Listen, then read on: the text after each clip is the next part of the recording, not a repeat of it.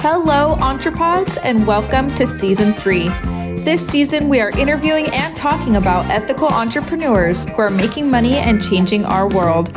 Join us as we discover how we can step into power as creators and business owners to reshape business into one that values humanity, our planet, and our shared future. You won't want to miss a single episode.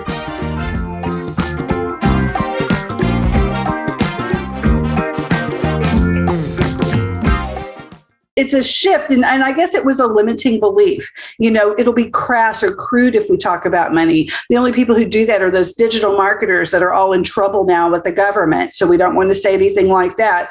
But money is not a dirty word. And it shouldn't be a dirty word. And thinking of it like that is not right. And that's a very limiting belief. And I think I had it as a kid. Something that truly wealthy people are evil, only bad people, are wealthy. You have to really screw over people to get money. In fact, I have a little ebook on that, how to be an ethical entrepreneur. And it is busting through that wealth in itself and money is not evil. It's still what we do with it, how we act with it. And it's sad that the only people that are paraded as wealthy people, sometimes they do really bad things, but we don't see all the other thousands of people who are happy and they feel abundant and their kids are okay. And they're helping people. They're helping people and they're existing to make the world a better place.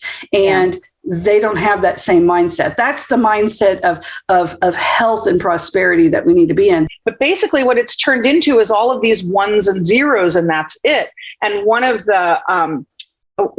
my favorite money coaches, a gentleman who's like kind of old school, he's passed on now, but his name was Stuart Wilde.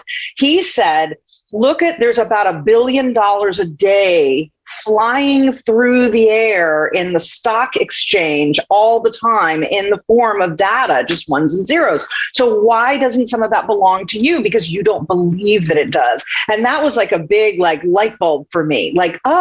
Some of those ones and zeros belong to me if I choose to let them. People in Gen X are going to be a little bit better with change. I just have this feeling because we saw the collapse of Enron and WorldCom.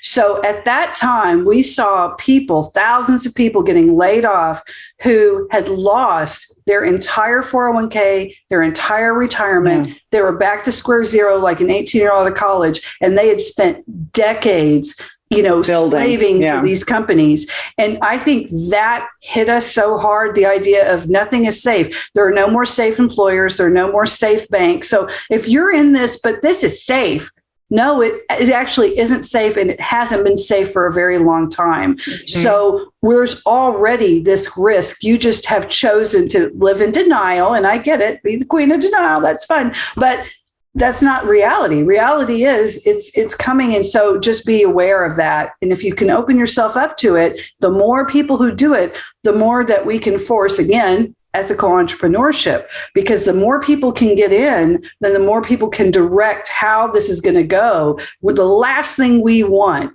is to the same broken systems that have mismanaged money, mismanaged funds, and mismanaged everything, start regulating what could be the system that's really going to work for people. But the crypto transactions themselves are, relatively speaking, really, really safe. So be open to the idea that this could be an opportunity for you. And you said something earlier about, people being afraid, I missed Bitcoin or whatever. Bitcoin right now is as low as it was a year ago. And it will go up significantly because now 90% of it has been mined, and it's going to take another 100 years to mine the last 10%. And because it's limited, so you can never just create as much as you want. So the pool can never be diluted.